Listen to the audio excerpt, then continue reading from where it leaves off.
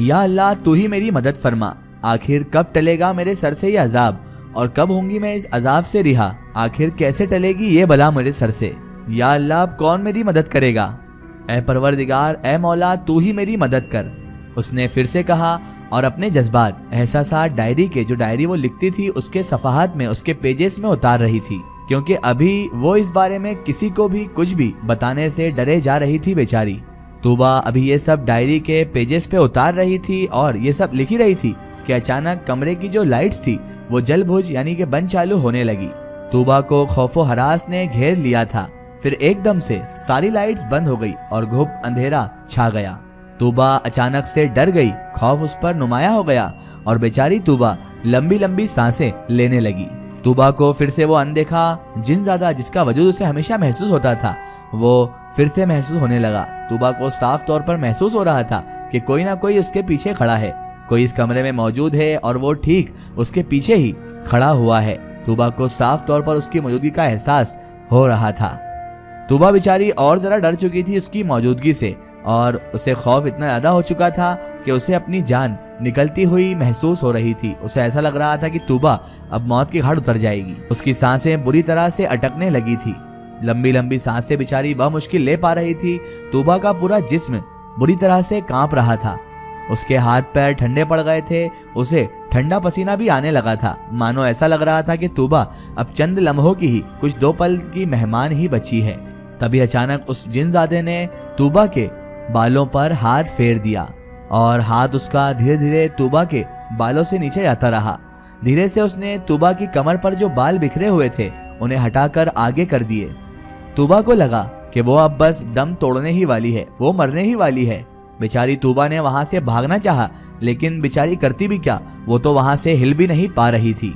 उसकी आंखों से आंसू चालू होने लग गए थे, उसकी आंखों से आंसू बह रहे थे और बेचारी दिल ही दिल में दुआएं किए जा रही थी कि कोई आ जाए, कमरे में कोई तो आ जाए। वो तूबा के साथ जो करने जा रहा था, तूबा उसे भाप चुकी थी। उसे पता था कि ये अपनी वहशत मुझसे पूरी करने जा रहा है, ये अपनी दरिंदगी दिखाने जा रहा है। वो तूबा के ऊपर झुकने ही वाला था कि अचानक अम्मा यानी कि तूबा की माँ कमरे में दाखिल हो गई। जैसे ही अम्मा कमरे में दाखिल हुई, सायरा बेगम कमरे में दाखिल हुई, तो कमरा जो घुप अंधेरे में था अचानक से वहां पर रोशनी नुमाया हो गई और लाइट्स जो बुझ चुकी थी वापस से जल उठी और कमरा रोशनी से जगमगा उठा। और वो जिनजादा जो तूबा से अपनी जिस्मानी ख्वाहिशात पूरी करने आया था वो वहां से गायब हो गया। जब उसकी अम्मा ने उसे देखा कि तूबा बेचारी झुकी हुई रो रही है, तो उसकी अम्मा ने कहा, तूबा बेटा क्या हुआ, ऐसे क्यों खड़ी हो, चलो बाहर आ जाओ। उसकी अम्मा को बिल्कुल भी खबर नहीं थी कि अगर वो सही वक्त पर ना आती तो उनकी बेटी के साथ क्या होने वाला था, जो बेचारी बिना दुपट्टे के वहां पर खड़ी थी। जैसे ही अम्मा ने उसकी हालत देखी तो उन्हें तशश्शुश हुआ। उन्होंने सवाल किया, ऐसे क्यों खड़ी हो, चलो ना बाहर। तो बेचारी तूबा क्या कहती अम्मा को, बेचारी अम्मा भी बहुत टेंशन में आ जाती, इसलिए उसने कहा, कुछ नहीं अम्मा, आप बाहर चलें, बस मैं आती हूँ। तूबा ने बेचारी ने आंसू साफ किए और उन्हें यानी कि उसकी अम्मा को बताना मुनासिब नहीं समझा। अम्मा बेचारी क्या जानती थी। उन्होंने कहा, ठीक है बेटा, जल्दी आओ। अम्मा दरवाजा बंद करती हुई जाने ही लगी थी कि तभी तूबा बोली, अम्मा इस दरवाजे को खुला ही रहने दीजिए आप। तूबा उन्हें जाता हुआ देखकर जल्दी से बोली थी। अम्मा ने कहा, ठीक है बेटा, दरवाजा मैं खुला ही छोड़ जाती हूँ। वो चली गई और तूबा हुलिया दुरुस्त करके बाथरूम में चली गई। बाथरूम में जाते ही उसे वहां पर भी किसी का साया साफ तौर पर नजर आया। जैसे ही तूबा ने वो साया देखा वो डर गई। खौफ के मारे फौरन वहां से भागकर बेचारी बाहर की ओर चली गई।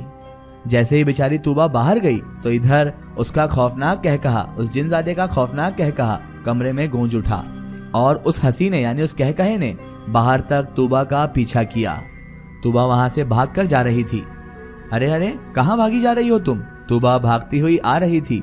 खौफ से वो पूरी लरज रही थी, कांपती हुई भागे जा रही थी और अचानक वो तलहा से टकरा गई। उसने देखा ही नहीं कि सामने से तलहा भी आ रहा है। सामने से आते हुए तलहा से वो टकरा गई थी। जोर से दोनों की टक्कर हुई और तूबा उसके दोनों बाजुओं में आ चुकी थी। तलहा ने तूबा को कसकर पकड़ लिया था क्योंकि वो गिरते गिरते बची थी। उसने खुद को संभालते हुए कहा, कुछ नहीं, बस वो मैं कुछ देखते हुए वहां से भागते हुए आ गई थी। तूबा ने उसे कुछ कहने का मौका नहीं दिया और कहने लगी, फुप्पो कहाँ है? तो तलहा ने बाहर का इशारा करते हुए कहा, वो बाहर हैं। तो फौरन वहां से तूबा बाहर की जाने फिर से भागने लगी। तलहा ने जैसे ही उसे फिर से भागते हुए देखा तो उसने हंसते हुए कहा, अजीब ही लड़की है यार। जैसे ही तूबा बाहर गई उसने जाकर सलाम किया, अस्सलामु अलैकुम फुप्पो, कैसी हैं आप? अल्लाह का शुक्र है बेटा, एकदम तंदुरुस्त हूँ, अल्लाह का करम है। तुम कैसी हो बेटा? तुम्हें तो बेटा कभी फुप्पो की याद नहीं आती। अच्छा यही बताओ, हम तो महीने भर में कभी ना कभी आ ही जाते हैं, लेकिन तुमने तो कसम खा रखी है बेटा कि अपनी फुप्पो से कभी मिलोगी ही नहीं। फुप्पो से ना मिलने की शायद तुमने कसम खा रखी है। फुप्पो ने शिकवा करते हुए तूबा से कहा था। अरे मेरी प्यारी फुप्पो, नाराज मत हो, आऊंगी ना आपके वहाँ, जरूर आऊंगी फुप्पो, इंशाल्लाह जरूर आऊंगी जल्द ही। तूबा अपनी फुप्पो को मनाने लगी। बस बस तूबा, मस्का ना लगाओ, पता है। फुप्पो मसनवी नाराजगी से बोलने लगी। अच्छा नाराज मत हो मेरी प्यारी फुप्पो, इतना कहकर तूबा उनके पीछे आकर उनके गले में हाथ डालकर खड़ी हो गई। ये बात छोड़ो सीमा, अच्छा ये बताओ हम अपनी बहू को कब लेने आए? बहुत हो गई मनमानी तुम्हारी, अब तो माशाअल्लाह से उसकी पढ़ाई भी खत्म हो गई है हमारी बहू की। मैं तो कहती हूँ अगले महीने की शुरू की ही तारीख में डेट फिक्स कर लेते हैं और शादी तय कर लेते हैं, सायरा बेगम पुरजोश होकर बोली थी। इतनी जल्दी कैसे होगा? अरे सायरा बाजी आप तो बिल्कुल बहुत जल्दबाजी में हैं, इतना सब कुछ तैयारी करना होती है, इतनी जल्दी कैसे होगा ये सब? तो सायरा बेगम मुस्कुराते हुए बोली, देखो भैया, हमें तो अपनी बेटी 2 जोड़ों में ही कबूल है, किसी चीज की कमी नहीं है, अल्लाह का सब दिया हुआ करम है, तो फिर हमें अपनी बेटी चाहिए बस। बहुत मान ली हमने सीमा तुम्हारी, अब हमें हमारा हमजा अकेला अच्छा नहीं लगता, जल्द से जल्द उसके हाथ पीले होते हुए देखना है मुझे। तुम्हारी अब एक भी नहीं सुनूंगी मैं सीमा, हमें तो अब फौरन शादी करनी है हमारे हमजा की और तुम्हारी बेटी की, और अपनी बहू को अपने इस घर में लेकर आना है बस। सीमा को उनकी ख्वाहिश के आगे सर झुकाना पड़ा। उसने कहा, ठीक है आप जैसा कहें। इधर बेचारी तूबा अपनी फुप्पो और अपनी अम्मी की सारी बातें सुन रही थी, लेकिन वो और परेशान थी क्योंकि वो खुद को किसी की नजरों के हिसार में महसूस कर रही थी। उसे ऐसा लग रहा था मानो कोई आसपास ही हो जो उस पर गहरी नजर टिकाए हुए है और उस पर नजर रख रहा है। उसे अजीब सा महसूस हो रहा था। तोबा बेचारी बार बार इधर उधर देखने लगी और उस अनदेखे वजूद को महसूस कर रही थी जो उसे दिखाई नहीं दे रहा था। तभी हमजा और तलहा लॉन्च में दाखिल होते हुए बोले, अम्मी फुप्पो क्या बातें हो रही हैं आखिर? तभी सायरा बेगम बोली, आओ मेरे बेटे हमजा, तुम्हारी शादी की ही बात चल रही है। तो हमजा ने कहा, अच्छा अच्छा, और हमजा सोफे पर आकर बैठ गया, जबकि तलहा वहीं पर खड़ा हुआ तूबा को देखने लगा, जो साफ तौर पर चेहरे से कुछ परेशान परेशान सी लग रही थी। कुछ देर बाद खाने से फारिग होकर तूबा अपने कमरे में आ गई थी। तूबा तूबा कहाँ हो? तलहा कुछ देर बाद ढूंढते हुए उसे उसके कमरे में आ गया।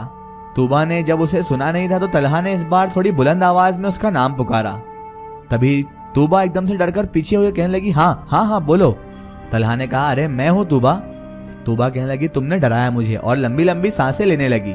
तभी तलहा मजाक करते हुए शरारत से बोला, तुम्हें कौन डरा सकता है तूबा, तुम तो खुद एक चुड़ैल हो, तुमसे तो खुद लोग डरते हैं। तलहा ने उसे छेड़ते हुए कहा। तभी तूबा बोली, तुम्हें कुछ काम था क्या? क्योंकि तूबा उसकी बात को नजरअंदाज कर देना चाहती थी। तलहा को यह बड़ा अजीब लगा क्योंकि तूबा हरगिज ऐसी बिल्कुल भी नहीं थी जैसा वो अभी दिखा रही थी। नहीं तो फिर? तो तलहा ने कहा, फिर क्या हम बिना किसी काम के बात नहीं कर सकते? बोलो।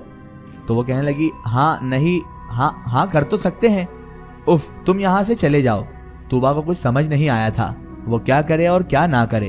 तभी तलहा ने फिर से पूछा, तूबा कुछ हुआ है क्या यार, मुझे साफ साफ बताओ, तुम बात नहीं करती आजकल। एक वक्त था जब तुम मुझसे बहुत बातें करती थी, हम इतने अच्छे दोस्त थे। आज कॉलेज में भी तुम मुझे देखकर इग्नोर मारकर चली गई थी।